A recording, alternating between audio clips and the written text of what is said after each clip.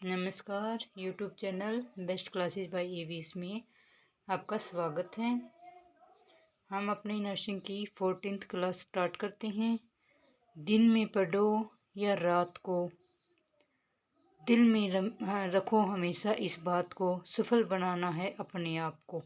इसी के साथ हम अपनी क्लास स्टार्ट करते हैं और आज की क्लास में हम कुछ माइक्रोबायोलॉजी की टर्म्स पढ़ेंगे कि माइक्रोबायोलॉजी के अंदर कई क्वेश्चन ऐसे आते हैं जो एग्जाम में पूछ लिए जाते हैं, जैसे फादर ऑफ माइक्रोबायोलॉजी हो गया, फर्स्ट वैक्सीन किसने डेवलप की थी, या माइक्रोबायोलॉजी होता क्या है।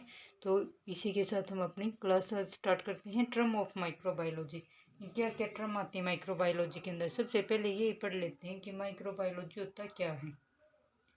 माइक्रो का मतलब होता है छोटे छोटे, सूक्ष्म, ठीक है। छोटी छोटी चीज़ों, छोटे छोटे सूक्ष्म जीव होते हैं जो इन्फेक्शन वगैरह फैला देते हैं। इसके बारे में सबसे ज़्यादा हम पढ़ेंगे कि जैसे इन्फेक्शन वगैरह होता है, कोई भी एजेंट होता है, वो चाहे बिल्कुल छोटा हो तो उसके द्वारा कैसे एक बीमारी बन जाती है। तो इसी प्रकार से हम पढ़ेंगे कि माइक्रोबायोलॉजी होता क्या है। माइक्रोबायोलॉजी का मतलब होता है कि एक स्टडी होती है पॉजिटिव एजेंट की। पॉजिटिव का मतलब है किसी भी बीमारी, किसी भी डिजीज कंडीशन को फैलाने वाला कारण। कोई भी एजेंट हो सकता है, वो एजेंट के अंदर आ जाएगा।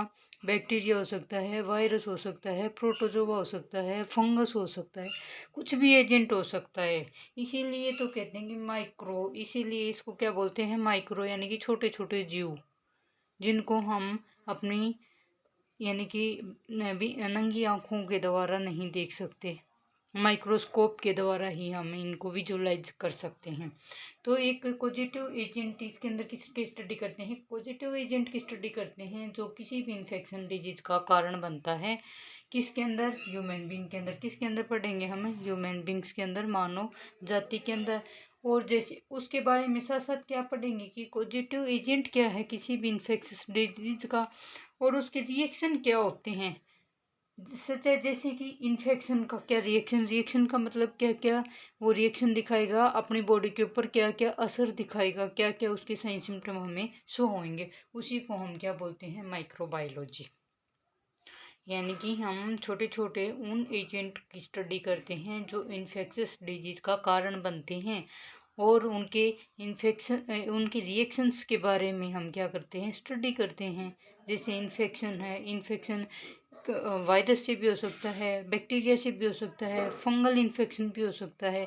तो इस प्रकार से कि उससे क्या क्या रिएक्शंस होंगे उनके बारे में पढ़ेंगे, उन्हीं को हम क्या बोलेंगे, माइक्रोबायोलॉजी। फादर ऑफ माइक्रोबायोलॉजी क्या है, यानी कि फादर ऑफ माइक्रोबायोलॉजी, सबसे पहले माइक्रोबायोलॉजी है उसको किसने उत्पाद किया था, किसने इसके बारे में बताया था, किसने इसकी खोज की थी। तो लुईस पास्चर ने इसको क्या किया था, फाउंडेशन क्या था। ये भी क्वेश्चन आ सकता है, फादर ऑफ माइक्रोबायोलॉजी या फाउंडेशन ऑफ माइक्रोबायोलॉजी। इनकी माइक्रोबायोलॉजी को सबसे पहले किसने सर्च किया था, किसने इसको ढूंढा था, तो लुईस पास्चर ने। ठीक है, लुईस पास्चर के ऊपर कई क्वेश्चन बनते हैं, जैसे develop first vaccine for rabies and anthrax. First जो वैक्सीन थी रेबीज और एंथ्रेक्स की, रेबीज जो डॉग बाइट से हो जाता है, तो उसको भी किसने खोज किया था, लुईस पास्चर ने। इस प्रकार से इसके साथ साथ हमारे 3 क्वेश्चन कवर हो गए कि Louis Pasteur father of microbiology, foundation of microbiology, और develop first vaccine for rabies and anthrax. या अकेला एंथ्रेक्स आ सकता है या रेबीज आ सकता है, तो लुईस पास्चर ने क्या किया था, इसको खोज किया था। फिर अगला आ जाता है फादर ऑफ बैक्टीरियोलॉजी। ये माइक्रोबायोलॉजी हो गए। ये बैक्टीरियोलॉजी को किसने यानी कि कौन है इसका फादर, इसको सर्च करने वाला, इसको नाम देने वाला कौन है, वो है रॉबर्ट कोच। कौन है, रॉबर्ट कोच। और डिस्कवर्ड माइक्रोबैक्टीरियम ट्यूबरकुलर बैचिलस, जिसकी वजह से माइक्रोबैक्टीरियम क्या है, ट्यूबरकुलोसिस को फैलाने का एक क्या है, बैचिलस है, बैक्टीरिया है जो ट्यूबरकुलोसिस का कारण बनता है, माइकोबैक्टीरियम।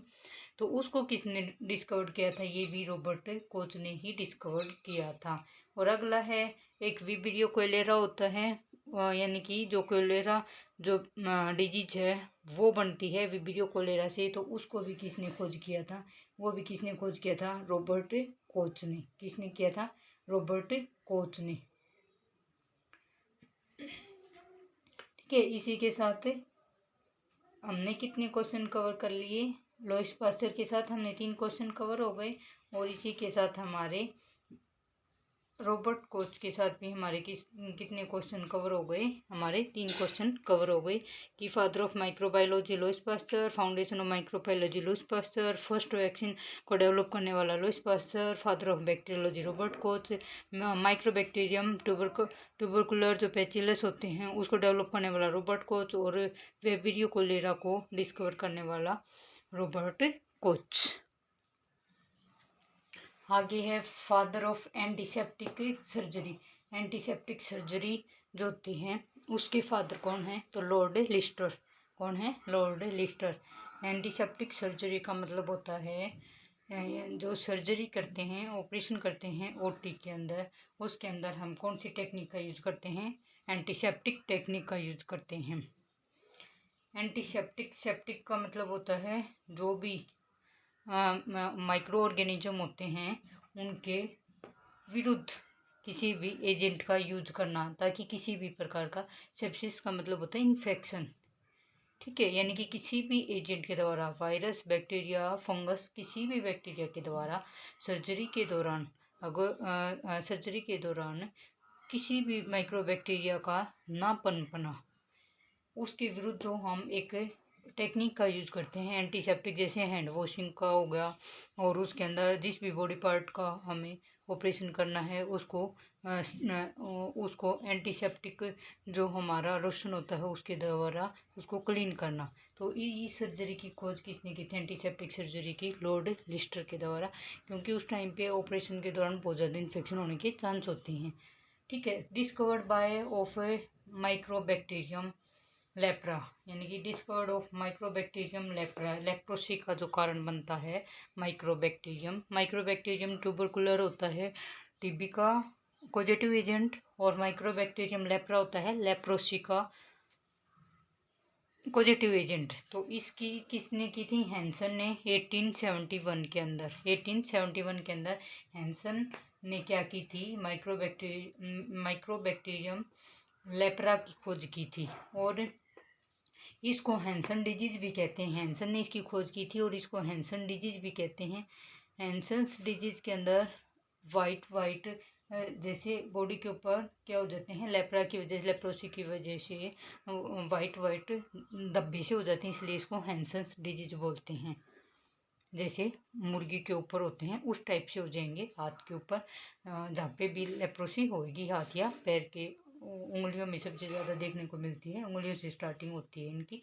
तो इसकी वजह से क्या हो जाता है? लेप्रोसी की वजह से सेंसेशन लॉस हो जाती है। Discovered of penicillin. पेनिसिलिन की खोज किसने की थी? अलेक्जेंडर फ्लेमिंग ने 1925 के अंदर। जो अलेक्जेंडर फ्लेमिंग है उसके अंदर पेनिसिलिन क्या है? एक एंटीबायोटिक है। ये किसका एंटीबायोटिक है? ये दोनों का होता है, ये फंगस का भी होता है, यानी कि जो फंगल के लिए यूज करते हैं फंगल पेनिसिलिन, उसकी भी इसने खोज की थी, और अगर एंटीबायोटिक पेनिसिलिन आ जाए तो भी इसी ने खोज की थी। यानी कि हम फंगस के अंदर भी पेनिसिलिन दे सकते हैं, और हम एंटीबायोटिक के रूप में भी, इन्फेक्शन के रूप में भी इसको दे सकते हैं। तो अलेक्जेंडर फ्लेमिंग ने 1925 में इसकी खोज की थी। Father of genetics. जेनेटिक्स की किसने खोज की थी? जेनेटिक्स का मतलब होता है किसी चीज़ को उत्पन्न करना, किसी भी, यानी कि उसके द्वारा कोई भी, जैसे कोई भी वायरस है वो कैसे उत्पन्न होगा, बैक्टीरिया है वो कैसे, तो इसकी जेनेटिक्स की खोज किसने की थी? जी.जे. मेंडल ने। किसने की थी? जी.जे. मेंडल ने। Father of immunology. इम्यूनोलॉजी की खोज किसने की थी? एडवर्ड जेनर ने। किसने की थी? एडवर्ड जेनर ने। और सबसे पहले जो वैक्सीन की खोज की थी वो हमारा क्या था? Small pox. अगर यू आ जाए कि स्मॉल पॉक्स सबसे पहली वैक्सीन हमारी कौन सी है, तो वो है स्मॉल पॉक्स। और स्मॉल पॉक्स है पहली वैक्सीन, और किसने खोज की थी? एडवर्ड जेनर ने। और इम्यूनोलॉजी की खोज किसने की थी? एडवर्ड जेनर ने, जिसके अंदर हमारा इम्यूनाइजेशन शेड्यूल आता है, तो इसी ने की थी। स्टरलाइजेशन क्या होता है? स्टरलाइजेशन एक प्रोसेस होता है जिसके अंदर माइक्रो ऑर्गेनिज्म को और उसके स्पोर्स होते हैं। स्पोर्स का मतलब होता है छोटे छोटे अंडे जिसके द्वारा वो उत्पन्न होते हैं, उन सभी को क्या कर देता है? क्लीन कर देता है। एक तो आता है डिसइंफेक्शन और एक आता है स्टरलाइजेशन। इनके अंदर थोड़ा सा डिफरेंस होता है। स्टरलाइजेशन एक प्रोसेस होता है जिसके अंदर माइक्रो ऑर्गेनिज्म तो किल होते हैं, वो होते हैं, लेकिन साथ में उसके स्पोर्स जो उसके अंडे होते हैं वो भी किल हो जाते हैं। लेकिन डिसइंफेक्टेंट के अंदर हम क्या करते हैं?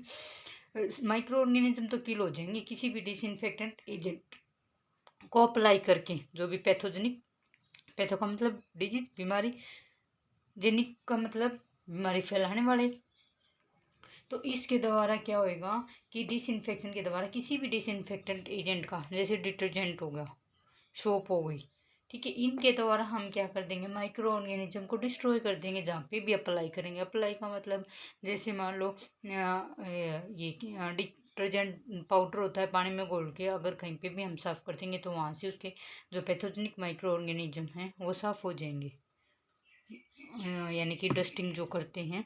और स्टरलाइजेशन के अंदर क्या होता है? स्टरलाइजेशन के अंदर माइक्रो ऑर्गेनिज्म तो किल होते हैं, वो होते हैं, लेकिन साथ में उसके स्पोर्स भी किल हो जाते हैं। लेकिन डिसइंफेक्शन के अंदर ये नहीं किल होएंगे। सिर्फ क्या होगा? पैथोजेनिक माइक्रो ऑर्गेनिज्म डिस्ट्रॉय होंगे, बाकी उसके स्पोर्स डिस्ट्रॉय नहीं होंगे। ये इन दोनों के बीच में डिफरेंस होता है। जिसके अंदर स्पोर्स भी किल हो जाते हैं वो स्टरलाइजेशन, और जिसके अंदर सिर्फ माइक्रो ऑर्गेनिज्म जो पैथोजेनिक माइक्रो ऑर्गेनिज्म होते हैं वही किल होते हैं। आगे है एंटीसेप्टिक।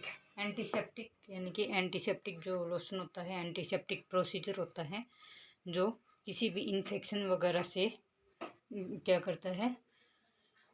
रोकता है। एंटी का मतलब उसके against. Inhibit growth and development of micro organism, यानी कि एंटीसेप्टिक लोशन हो गया या फिर कोई सोप हो गई, ठीक है, डिटर्जेंट हो गया, इसके द्वारा क्या होता है? माइक्रो ऑर्गेनिज्म को ग्रोथ और डेवलपमेंट को इनहिबिट कर दिया जाता है, रोक दिया जाता है। वो इसके द्वारा क्या होगा? एक लोशन लगा लो, कुछ भी लगा लो, कोई भी डिटर्जेंट पाउडर लगा लो, इसके द्वारा ग्रोथ एंड डेवलप जो माइक्रो ऑर्गेनिज्म की ग्रोथ और डेवलपमेंट होती है वो इनहिबिट हो जाती है। सेप्सिस क्या होता है? सिस्टमेटिक रिस्पॉन्स टू इन्फेक्शन, यानी कि किसी भी सिस्टमेटिक का मतलब होता है बॉडी के अंदर कोई भी सिस्टम, रेस्पिरेटरी सिस्टम लगा लो, डाइजेस्टिव सिस्टम लगा लो, तो इसके द्वारा क्या होगा? हमारी बॉडी रिस्पॉन्स देगी किसी भी इन्फेक्शन का। यानी कि सेप्सिस, तुमने भी सुना होगा कि सेप्सिस का मतलब होता है हमारी बॉडी के अंदर इन्फेक्शन होना। कई बार बोल देते हैं कि ब्लड के अंदर इन्फेक्शन होना, तो इसकी वजह से क्या होता है? हमारे सिस्टमेटिक रिस्पॉन्स देना स्टार्ट कर देते हैं। किसी भी, कोई भी अपनी बॉडी है वो किसी भी इन्फेक्शन के प्रति रिस्पॉन्स यानी कि साइन सिम्टम शो करने स्टार्ट कर देगी। ये सेप्सिस क्या होता है? एक कंडीशन होती है जो जर्म्स और इन्फेक्शन को फ्री फ्रॉम कर देती है। यानी कि सेप्सिस होता है उसके विरुद्ध ए सेप्सिस, यानी कि एब्सेंस ऑफ सेप्सिस, जो क्या करती है? फ्री फ्रॉम जर्म्स और इन्फेक्शन को फ्री कर देती है। इस कंडीशन को हम सेप्सिस बोलते हैं। एंटीसेप्सिस किसको बोल देंगे? जो ग्रोथ होती है माइक्रो ऑर्गेनिज्म की, यानी कि जिसके कारण माइक्रो ऑर्गेनिज्म की ग्रोथ होती है, उससे हम प्रिवेंट कर सकते हैं। प्रिवेंटिंग या फिर इनहिबिटिंग, या तो रोक सकते हैं या उसको बचाव कर सकते हैं। आगे वो क्या नहीं करेगी? ग्रोथ नहीं करेगी, ठीक है। सेप्सिस किसी भी सिस्टमेटिक रिस्पॉन्स देना इन्फेक्शन का। ये सेप्सिस ऐसी कंडीशन जिसके द्वारा हम इन्फेक्शन को या जर्म्स को हम क्या कर देते हैं? फ्री फ्रॉम कर देते हैं, साफ कर देते हैं उसको। एंटीसेप्टिक क्या होती है? ग्रोथ और डेवलपमेंट को जो पॉजिटिव ऑर्गेनिज्म होते हैं उसको प्रिवेंट करना या इनहिबिट करना, रोकना। तीनों के अंदर थोड़ा थोड़ा डिफरेंस है और उसी की वजह से पूरी टर्म ही चेंज हो जाती है। तो इस प्रकार से इनका सेप्सिस क्या है कि एक डिजीज का, यानी कि एक इन्फेक्शस कंडीशन है। ये सेप्सिस क्या होता है? अब्सेंस, या यू बोल सकते हैं absence of germs and infection, या free from of germs and infection. Antiseptic जैसे लोशन हो गया, कोई भी सेप्सिस, या फिर जैसे वो लिक्विड के अंदर, लिक्विड फॉर्म के अंदर हमारा आता है सैनिटाइजर जिसको बोलते हैं, उसके द्वारा पे हम क्या कर सकते हैं, जो भी माइक्रो ऑर्गेनिज्म का कारण होता है उसकी ग्रोथ को हम प्रिवेंट कर सकते हैं, इनहिबिट कर सकते हैं। बैक्टीरियोसाइडल, बैक्टीरियोसाइडल क्या है और बैक्टीरियोस्टेटिक्स क्या है, इन दोनों के अंदर हल्का हल्का डिफरेंस है, ये ध्यान से देखना। बैक्टीरियोसाइडल, बैक्टीरियोसाइडल का मतलब होता है एक सब्सटेंस होता है जो बैक्टीरिया को किल करने के लिए, बैक्टीरिया आ गया तो बैक्टीरिया को किल करेगा, बैक्टीरिया से रिलेटेड है, ठीक है। बैक्टीरियोसाइडल एक सब्सटेंस होता है जिसके द्वारा बैक्टीरिया को किल करने की उसके अंदर योग्यता होती है, कैसा सब्सटेंस होता है जो बैक्टीरिया को किल कर सकता है। और बैक्टीरियोस्टेटिक्स एक ऐसा सब्सटेंस है जो सिर्फ क्या करता है, बैक्टीरिया की मल्टीप्लिकेशन, मल्टीप्लिकेशन का मतलब जो वो ग्रोथ करते हैं 1 से 2, 2 से 4 इस प्रकार से मल्टीप्लिकेशन करते हैं, उनकी संख्या जो बढ़ती है उसको क्या करता है, प्रिवेंट करता है। साइडल का मतलब किल करना और स्टेटिक्स का मतलब रोकना, एक ऐसी स्टेज के अंदर ला के रखना ताकि उस स्टेज के आगे उसकी ग्रोथ ना हो, मल्टीप्लिकेशन ना हो, उसको रोकना। एक हमारी लास्ट टर्म रहती है सेप्टिसीमिया। सेप्सिस यानी कि हमने पीछे भी पढ़ा था कि सेप्सिस क्या है, यानी कि सेप्सिस का मतलब इन्फेक्शन होना, उसके अंदर पस फॉर्मेशन भी कई बार हो जाती है। सेप्टिसीमिया, सीमिया के मतलब अंदर आ गया तो ब्लड, यानी कि presence of pathogenic micro organism in blood, यानी कि कोई भी पैथोजेनिक माइक्रो ऑर्गेनिज्म ब्लड के अंदर प्रेजेंट होना, ब्लड के अंदर इन्फेक्शन होना। सेप्सिस के अंदर, सेप्टिसीमिया के अंदर क्या हो जाएगा, ब्लड के अंदर इन्फेक्शन हो जाएगा, इसी को हम क्या बोलते हैं, सेप्टिसीमिया। ये हमारी माइक्रोबायोलॉजी की इंपॉर्टेंट टर्म्स थी, कल हम डिटेल से पढ़ेंगे। स्टरलाइजेशन, उसके अंदर कौन कौन से मेथड आते हैं, कितनी हीट पर हम इनको स्टरलाइज करेंगे, उसके बारे में कंप्लीट पढ़ेंगे। ये माइक्रोबायोलॉजी का सबसे इम्पोर्टेंट टॉपिक ये टर्म्स एंड स्टरलाइजेशन है, और एक इम्यूनिटी वाला टॉपिक सबसे इम्पोर्टेंट है। आज के लिए इतना ही, धन्यवाद।